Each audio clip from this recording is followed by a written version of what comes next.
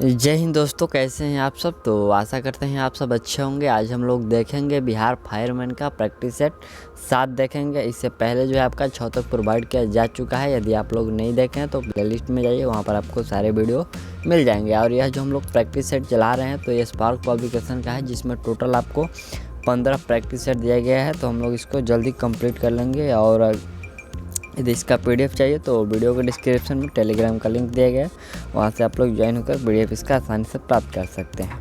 चलिए हम लोग इसको शुरू कर लेते हैं। यहाँ से हम लोग का जो पहला प्रश्न है, कह रहे हैं कि किस स्थान को भारत के सिलिकॉन वैली कहा जाता है। तो भारत का सिलिकॉन वैली बेंगलुरु को कहा जाता है। राइट आंसर सी हो जाएगा। अगला प्रश्न है कि निम्नलिखित में से क्या उपभोक्ता अर्थ टिकाऊ वस्तुएं हैं। तो क्या उपभोक्ता अर्थ टिकाऊ वस्तुएं हैं। तो खाद्यान्न और अन्य खाद्य उत्पाद। राइट आंसर सी हो जाएगा। चलिए अगला प्रश्न है हम लोग का तीसरे नंबर है कि इथेनॉल का उत्पादन किस प्रक्रिया के द्वारा किया जाता है। तो इथेनॉल का जो उत्पादन है वो किण्वन के प्रक्रिया के द्वारा किया जाता है। अगला पॉइंट है कि अन्य बातें समान होने पर किस वस्तु की मांग की मात्रा में कमी किस कारण से हो सकती है। तो यह कमी हो सकती है उस वस्तु की कीमत में वृद्धि की कमी हो सकती है। राइट आंसर ये हो जाएगा। और हाल ही में आपका जो वायरल हो रहा है कि आपका जो फायरमैन का एग्ज़ाम होने वाला है वो 30 जनवरी को होने वाला है। तो इसका कोई कंफर्म डेट नहीं है, इसके लिए मैं अलग से आपको वीडियो बना दूंगा। हालांकि हो भी सकता है, लेकिन ऐसा कोई सीएसबी की तरफ से नोटिस नहीं आया है कि आपका एग्ज़ाम जो है 30 जनवरी को होगा। तो आप लोग इसको ध्यान में रखिएगा। चलिए, और आप लोग सेट प्रैक्टिस लगाते रहिएगा, क्योंकि आप लोग सेट प्रैक्टिस लगाते रहिए, हो भी सके तो आपके लिए फ़ायदा होगा और नहीं भी होगा तो भी फ़ायदा होगा। तो ठीक है, चलिए हम लोग अगला प्रश्न देख लेते हैं। अगला प्रश्न हम लोग का 5वें नंबर है कि निम्न में से क्या आर्थिक समस्या नहीं है। तो आर्थिक समस्या इसमें से कौन सा नहीं है।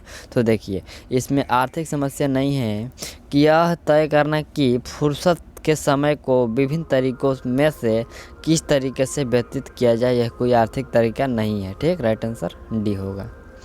चलिए अगला है कि किस वर्ष में भपाई आधार पर राज्यों का भाषाई होगा, यहाँ पर सब में जो पाई होता है वो मिटर गया है। तो भाषाई आधार पर राज्यों का पुनर्गठन किया गया था। तो यह किया गया था 1956 में किया गया था भाषाई आधार पर राज्यों का पुनर्गठन। चलिए अगला प्रश्न हम लोग का है कि अखिल भारतीय सेवाओं के सृजन की शक्ति किसे प्राप्त है। तो सृजन की शक्ति यहाँ पर सांसद को प्राप्त है। अगला प्रश्न है कि निम्नलिखित में से क्या राष्ट्रकूटों का सर्वाधिक चिरस्थायी योगदान है। तो चिरस्थायी जो योगदान है राष्ट्रकूटों का वह यहाँ पर देखिए ऑप्शन में दिया गया है। कैलाश मंदिर, कन्नड़ काव्य के 3 कवि पंपा, सोना और रन्ना तथा कैलाश मंदिर, और फिर जैनवाद की संरक्षण या फिर विजय। तो यहाँ पर जो आपका राइट आंसर होगा वह होगा कन्नड़ काव्य के 3 कवि पंपा, पोना और राणा तथा कैलाश मंदिर। ठीक, चलिए अगला पॉइंट है कि रवि कृति जो एक जैन थे, उन्होंने एहोल प्रस्थित की रचना की थी, वो की थी को किसका संरक्षण प्राप्त था। तो उनको जो है किसका संरक्षण प्राप्त था। तो यहाँ पर देखिए पुलकेशिन द्वितीय का उनका संरक्षण प्राप्त था। अगला हम लोग का है कि मेन कैंप का लेखक कौन है। तो मेन कैंप का जो लेखक होंगे वह होंगे हिटलर। राइट आंसर ये रखिएगा याद आप लोग, मेन कैंप के जो लेखक थे वो हिटलर थे। चलिए अगला देखिए, यहाँ पर हम लोग का फिलिंग्स ब्लैंक्स वाला है कि select the most operative word to fill in the blanks. यहाँ पर इस वाले वाक्य में देखिए, यहाँ पर filling the blanks right suitable करना है, तो यहाँ पर पार्टिकुलर होगा। राइट आंसर ये कर लीजिएगा। ठीक, चलिए अगला पॉइंट है कि भारत की अंतःकालीन संसद में कितने सदस्य थे। तो अंतःकालीन में सदस्यों की संख्या 313 थी। चलिए अगला पॉइंट है कि 2 अक्टूबर को महात्मा गांधी का जन्म दिवस अंतर्राष्ट्रीय अहिंसा दिवस के रूप में मनाने का निर्णय कहाँ लिया गया था। तो यह जो निर्णय लिया गया था यह आपको इनमें से कोई नहीं होगा। ठीक है, यहाँ पर देखिए और ऑप्शन दिए गए हैं। तो ये निर्णय जो है इनमें से कोई नहीं, लेकिन लिया कहाँ गया था। तो देखिए ये जो निर्णय लिया गया था नई दिल्ली में जनवरी 2007 में। ठीक, 2007 में सत्याग्रह सम्मेलन में सोनिया गांधी और महाधर्माध्यक्ष देवमंड टूटू के संयुक्त में यह 2 अक्टूबर को अंतर्राष्ट्रीय अहिंसा दिवस के रूप में मनाने की मान्यता दी गई थी और 15 जून 2007 को संयुक्त राष्ट्र सभा ने वोटो प्रणाली द्वारा 2 अक्टूबर को अंतर्राष्ट्रीय अहिंसा दिवस के रूप में मनाए जाने की मान्यता प्राप्त थी। ठीक है, देखिए यहाँ पर ये जो 15 जून 2007 से यह निर्णय लिया गया कि अगली बार जो 2 अक्टूबर को अहिंसा दिवस के रूप में मनाया जाएगा, अंतर्राष्ट्रीय अहिंसा दिवस के रूप में। ठीक, चलिए अगला प्रश्न की है, यहाँ पर हम लोग का 14 नंबर है कि भारतीय संघ में नए राज्य की स्वीकृति कौन देता है? तो नए राज्यों की जो स्वीकृति देता है वो सांसद देता है। ठीक, अगला है कि select the synonym of the given word. यहाँ पर आपको पर्यायवाची शब्द खोजना है कि एल्पेसर क्या, यहाँ पर इसका पर्यायवाची क्या होगा? तो इसका पर्यायवाची होगा यहाँ पर क्यूजेड। क्या होगा? क्यूजेड। राइट आंसर सी हो जाएगा। अगला जो हम लोग का है कि प्रचुर कैल्शियम वाली मृदा को क्या कहा जाता है? ठीक, यहाँ पर प्रचुर मात्रा में जो कैल्शियम होती है उस मिट्टी को क्या कहते हैं? तो उस मिट्टी को पेडोकल कहते हैं। क्या कहते हैं? पेडोकल। चलिए अगला प्रश्न हम लोग का यहाँ से 17 नंबर जो क्वेश्चन है, यह कह रहा है कि कृषि भूमि को किस रूप में परिभाषित किया जाता है? तो कृषि भूमि को जो परिभाषित किया जाता है कुल प्रति भूमि प्लस निवल बुआई की भूमि में यह कृषि भूमि को परिभाषित किया जाता है। चलिए इसका राइट आंसर देखिए, कुल प्रति भूमि प्लस निवल बुआई की गई भूमि। राइट आंसर डी हो जाएगा। अगला जो प्रश्न है कि हस्तलिपियों के मूल संस्थापक और कौटिल्य के अर्थशास्त्र के संपादक कौन थे? तो अर्थशास्त्र के संपादक जो थे वो थे R Rama Shastri. Right answer C हो जाएगा।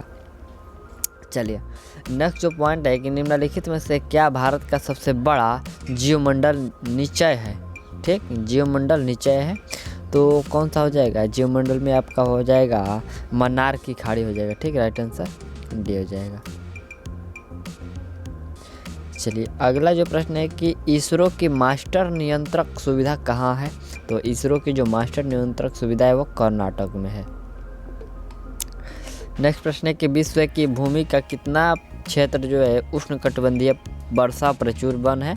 तो वर्षा प्रचुर वन जो है 7% है। ठीक, अगला जो प्रश्न हम लोग का है कि select the word which means the same as a group और वर्ड गिवन। यहाँ पर देखिए close fitting cover for the bed of a knife और स्वॉर्ड। यहाँ पर हम लोग का जो राइट आंसर क्या होगा? इसका राइट आंसर यहाँ पर देखिए, राइट आंसर यहाँ पर आपका अस्तेत हो जाएगा। ठीक, अस्तेत राइट आंसर सी कर लीजिएगा। चलिए अगला जो प्रश्न हम लोग का है कि विश्व में किस भोजन उत्पाद की बढ़ती हुई क्षुधा उष्णकटिबंधीय वनोन्मूलन का प्रमुख कारण है? तो ये प्रमुख कारण जो है गोमांस का है। ठीक, चलिए अगला प्रश्न हम लोग का है कि लाइफ डिज़ाइन पुस्तक के लिखी गई, तो यानी कि ये लाइफ डिज़ाइन जो पुस्तक है ये किसके द्वारा लिखी गई? तो ये श्री अरबिंदो के द्वारा लिखी गई। राइट आंसर ए हो जाएगा। सॉरी, राइट आंसर डी हो जाएगा, ए नहीं डी होगा। ठीक, चलिए अगला प्रश्न है कि दिए गए यहाँ पर शब्द का विलोम खोजना है। जैसे कि एक कृत्रिम है तो कृत्रिम का विलोम क्या होता है? कृत्रिम का विलोम प्राकृतिक होता है। राइट आंसर ए हो जाएगा। चलिए अगला प्रश्न यहाँ से हम लोग का है कि स्टेपी शब्द किस जैव क्षेत्र से संबंध है? तो जो स्टेपी शब्द का संबंध है उसका संबंध किससे है? उसका घास स्थल से है। या स्टेपी जो है ये घास स्थल से इसका संबंध है। अगला कि किसके शासन काल में तुलसीदास ने रामचरितमानस लिखी थी? तो रामचरित जो मानस लिखा गया था वो अकबर के शासन काल में लिखा गया था। ठीक, अगला कि ग्रैमी पुरस्कार जो किस क्षेत्र में दिया जाता है? तो ग्रैमी पुरस्कार जो है आपको संगीत के क्षेत्र में दिया जाता है। अगला है कि दिए गए शब्द के पर्यायवाची शब्द का चयन करें।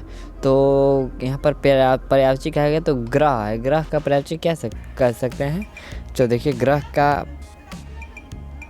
का जो पर्यायवाची शब्द होता है वो नक्षत्र होता है। राइट आंसर डी हो जाएगा। अगला कि कार्ल मार्क्स द्वारा लिखित है तो कार्ल मार्क्स द्वारा जो लिखित है वो आपका दास कैपिटल जो है वो कार्ल मार्क्स के द्वारा लिखित है। ठीक, अगला है कि यहूदियों के धार्मिक पाठ का नाम है। तो यहूदियों के धार्मिक पाठ का जो नाम है वो मूसा संहिता है। क्या है? मूसा संहिता। अगला पॉइंट है कि मेघदूत का लेखक कौन है। तो मेघदूत के लेखक हो जाएंगे कालिदास। राइट आंसर डी हो जाएगा। नेक्स्ट पॉइंट है कि निम्नलिखित में से कौन अंग्रेजी के प्रसिद्ध लेखक हैं। तो अंग्रेजी के प्रसिद्ध जो लेखक हैं वो मुलुकराज आनंद हो जाएंगे। ठीक, अगला पॉइंट है कि राष्ट्रपति द्वारा सांसद के दोनों सदनों के लिए कुल कितने सदस्यों को नामित किया जा सकता है। तो कुल सदस्यों को जो नामित किया जा सकता है वो 14 कैंडिडेट को नामित किया जा सकता है।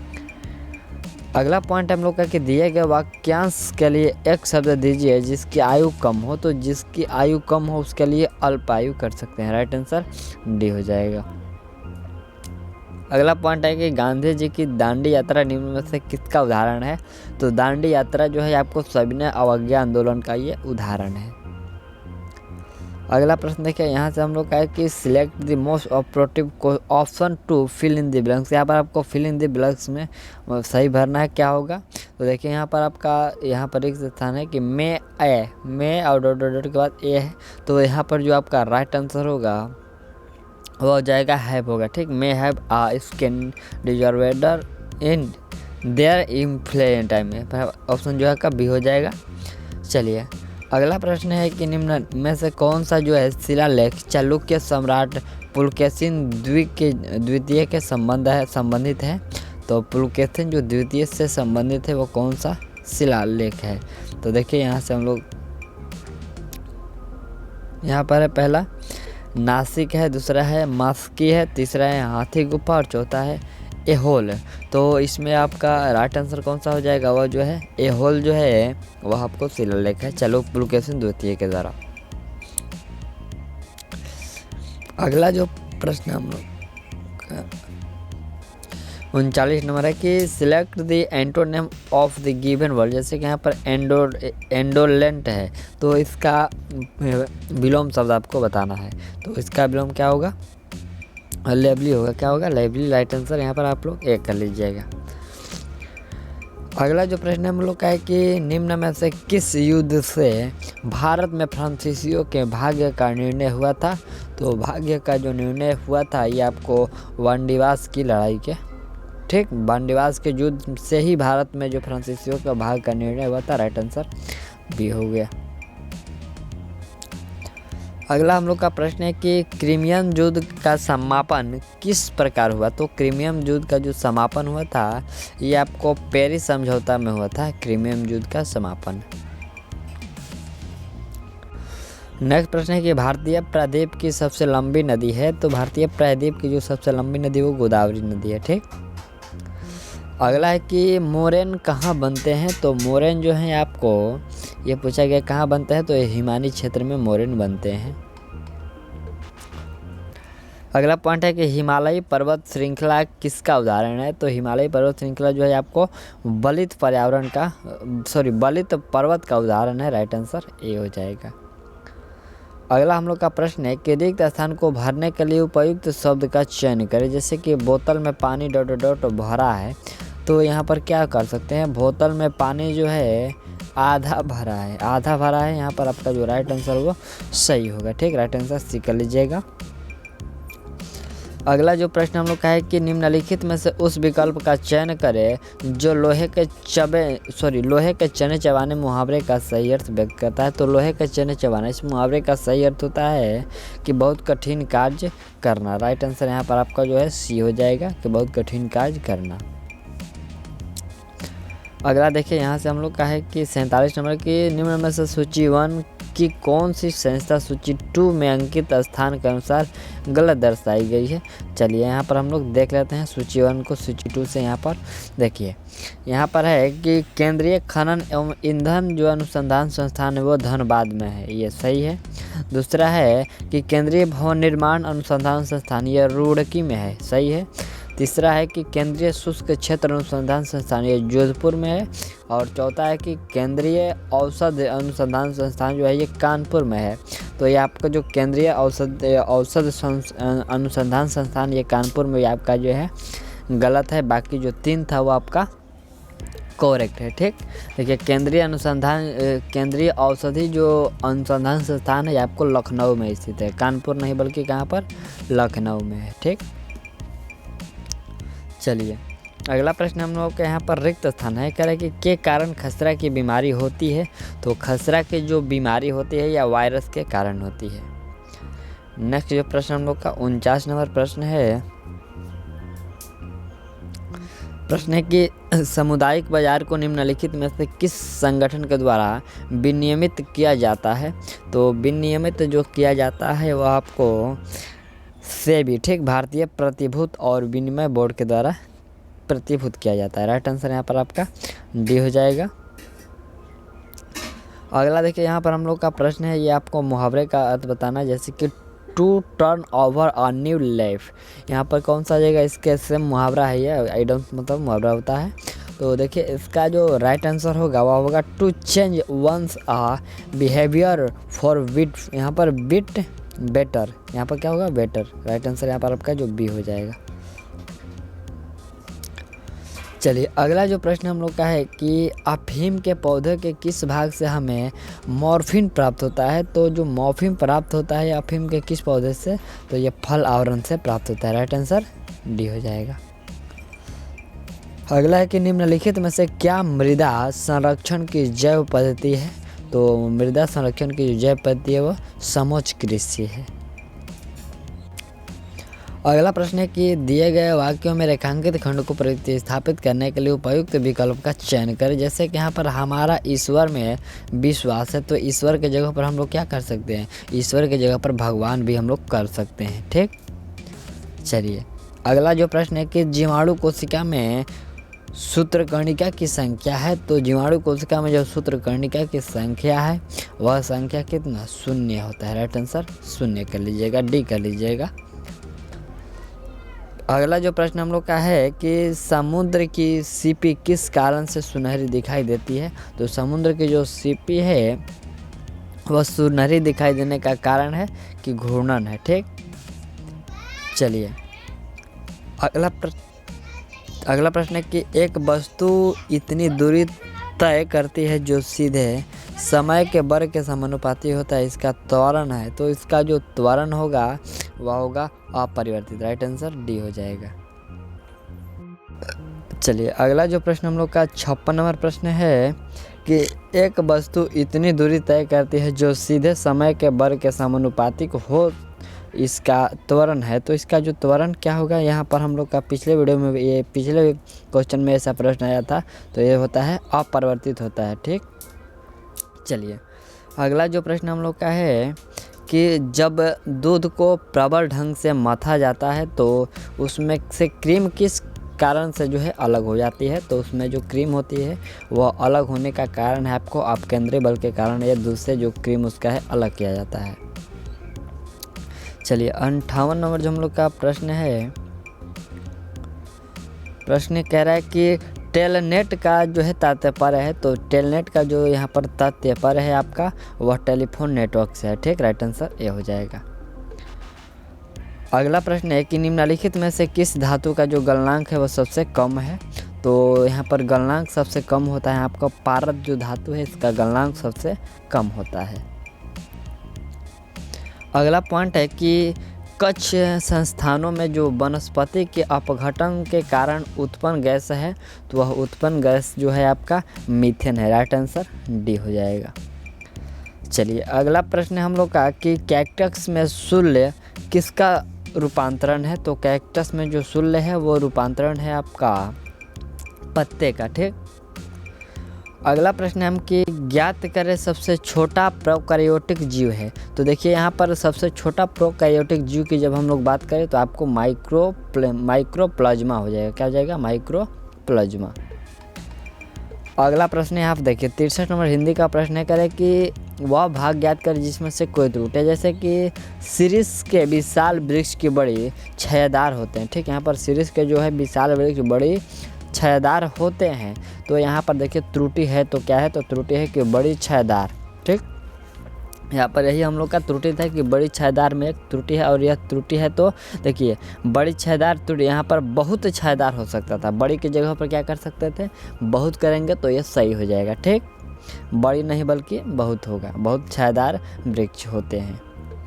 अगला प्रश्न है कि दिए गए शब्द का विलोम चुने। सत्कार का विलोम क्या होता है, तो देखिए सत्कार का जो विलोम शब्द होता है वह होता है आपका तिरस्कार होता है। सत्कार का विलोम तिरस्कार। अगला है कि फोटोग्राफी में सामान्यतः प्रयोग किए जाने वाले हाइपो का रासायनिक नाम क्या है, तो ये देखिए हाइपो का जो रासायनिक नाम है वो आपका सोडियम थायोसल्फेट है। क्या है, सोडियम थायोसल्फेट, राइट आंसर ये हो जाएगा। अगला है कि न्यूरॉन क्या होता है, तो देखिए जो न्यूरॉन है ये आपको तंत्रिका तंत्र की आधारभूत इकाई है। क्या है, न्यूरॉन जो है तंत्रिका तंत्र की आधारभूत इकाई है। तो राइट आंसर यहाँ से आप लोग एक कर लीजिएगा। अगला प्रश्न है कि सेलुलोसी भित्ति किसके सेलों में पाई जाती है, तो सेलुलोसी भित्ति जो है आपको पौधों की सेलों में पाई जाती है। अगला है कि गुर्दे के निस्पंदन इकाई को कौन, यहाँ पर गुर्दे के जो निस्पंदन इकाई कौन सी होती है, तो यह इकाई आपको नेफ्रॉन होती है। ठीक, अगला है कि उच्चतर पौधों के बीजों के पोषक ऊतक को क्या कहते हैं, तो उस पोषक ऊतक को यहाँ पर कहते हैं, देखिए यहाँ पर आपका राइट आंसर होगा कि वो उस ऊतक को यहाँ पर एंडोस्पर्म कहते हैं। क्या कहते हैं, एंडोस्पर्म। अगला हम लोग का है कि ईस्ट महत्वपूर्ण स्रोत है, तो ईस्ट जो होता है यह विटामिन बी का महत्वपूर्ण स्रोत होता है। अगला है कि राजवाड़ी के अखंड खंडहर किस भारतीय राज्य में स्थित है, तो यह नागालैंड में स्थित है। ठीक, नेक्स्ट प्रश्न हम लोग का है, यहाँ पर एक दर्शाने करें कि वह दर है जिस पर वाणिज्य बैंक को निधियों की कमी के मामलों में भारतीय रिजर्व बैंक आरबीआई से उधार लेती है, तो यह उधार लेती है यहाँ पर रेपो रेट पर, जो है रेपो दर पर उधार लेती है।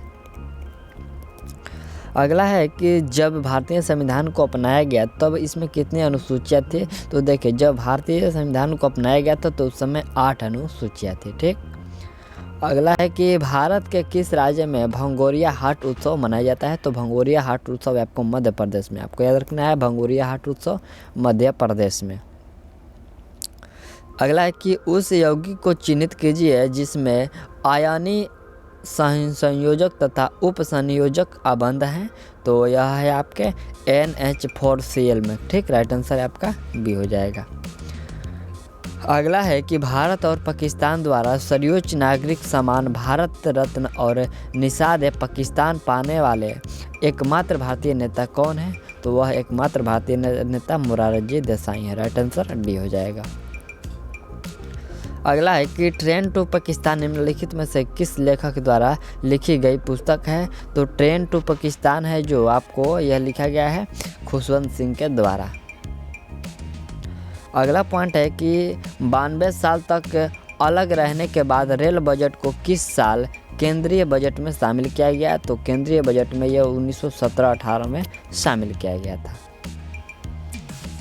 अगला प्रश्न हम लोग का है कि केंद्रीय बजट को यहाँ पर 1917-18, यहाँ पर आपका राइट आंसर बी हो जाएगा। इसको थोड़ा सा इस पर कुछ गलत होगा तो आप लोग इसको कमेंट कीजिएगा, हम भी इसको देख लेते हैं कि ये जो रेल बजट 1900 होना चाहिए या फिर 2000 होना चाहिए। तो इसका राइट आंसर क्या होगा, इसको जनवरी 2017 में केंद्रीय मंत्रिमंडल ने 2017-18 के रेलवे आम बजट के मंजूरी के लिए 92 साल तक पुरानी जो है हो गई थी। 1924 में एक अलग रेल बजट पेश करने का परंपरा तब शुरू हुई जब रेलवे, ठीक है यहाँ पर 17-18 राइट आंसर बी कर लीजिएगा। ठीक, चलिए अगला प्रश्न यहाँ से हम लोग का है कि सिंधु घाटी 4 बड़ी प्राचीन शहरी सभ्यताओं का गृह था, निम्नलिखित में से कौन सा उसमें से एक नहीं है, तो उसमें से कौन सा एक जो है नहीं है, यहाँ पर है मिस्र है, दक्षिण एशिया है, रूस और मेसोपोटामिया है। तो इसका राइट आंसर जो हम लोग का होगा वो रूस हो जाएगा। तो रूस जो उसमें से एक नहीं है। ठीक,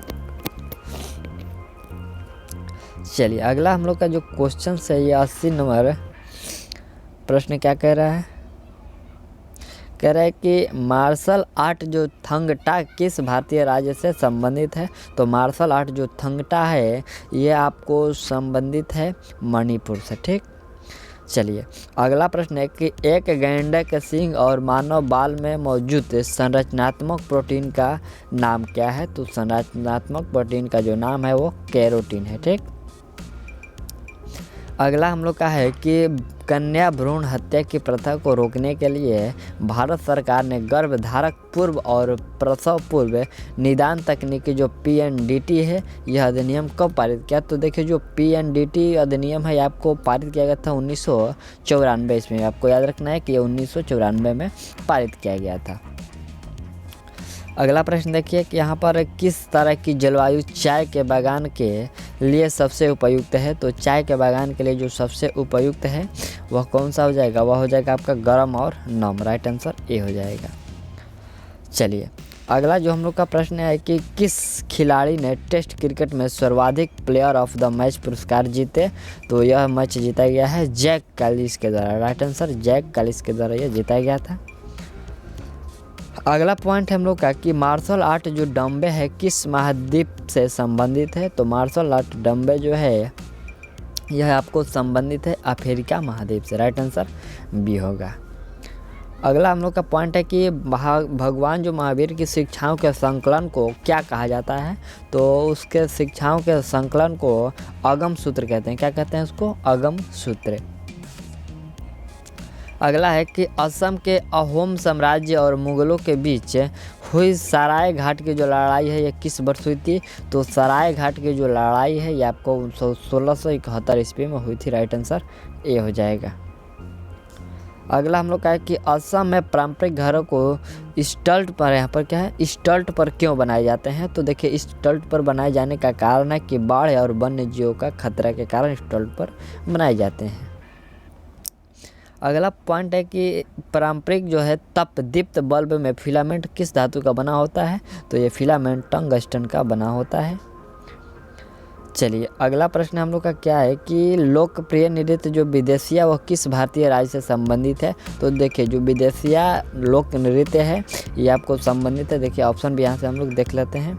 ये आपको विदेशिया जो है आपका ये बिहार से संबंधित है। राइट आंसर का। ठीक, तो यहाँ पर हम लोग जो 90 क्वेश्चन तक कंप्लीट कर लिए और इसमें जो आपका 10 प्रश्न ये मैथ का है तो आप लोग इसको सॉल्व कीजिएगा। आपको PDF दे दिया गया है। तो मिलते हैं अगले वीडियो में और तब तक के लिए थैंक्स और ऑल दी बेस्ट। यदि किसी भी प्रश्न में डाउट हो तो आप लोग कमेंट करिएगा। चलिए मिलते हैं हम लोग सेट प्रैक्टिस 8 में।